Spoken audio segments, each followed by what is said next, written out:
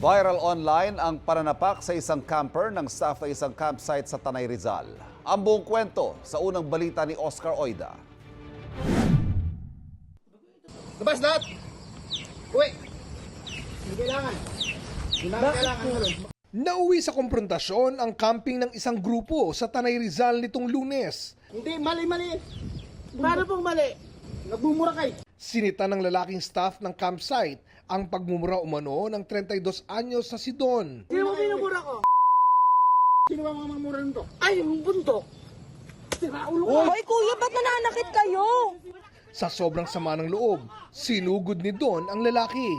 Kuya, ganyan po talaga ginagawa nila pag nagkakampi, naglalabas sila ng sama ng loob. Sige! Sige! Sige kuya! Malaki pinayaran ka ba? Buntok mo ako! O sige! Malaki pinayaran ko dito! Bakit malaki pinayaran? Bakit yung malaki buntok? Sabi ko, ba't mo ako sinaktan? Nagbayad ako dito, nagbayad kami dito. Guest nyo kami dito, ba't nananakit ka? Sumusuntok po ako, pero hindi naman po tumatami suntok kasi nasasalan niyo naman po. Nung araw ding yon, inaresto ang nasabing staff na nahaharap sa reklamong slight physical injury. Tumanggi siyang magbigay ng pahayag nung makaharap namin sa presinto. Pero sa paliwanag niya sa mga pulis, Siyempre, ang umagang-umaga yun, mga 6, more or less 6 a.m. ng umaga. May natutulog pa na ibang guest, mga katrabaho nila doon, mga pamilya na malapit doon sa campsite na parang ayaw niya na maisturbo. pero bakit nga ba nagsisigaw si Don sa bundok?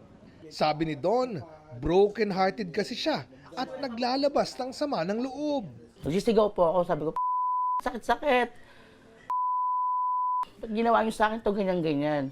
Which is yung mundok po talaga yung minumura ko. Broken hearted po kasi talaga ako. May boyfriend po ako. Tapos stress din po ako sa buhay. Daming problema, daming iniisip. Kaya po, nung nagsisigaw ko po yung problema ko doon. Ang pamunuan ng campsite humingi ng pangunawa at paumanhin. Hindi raw ganito ang iba nilang tauhan. Tiniyak din nilang di na ito mauulit.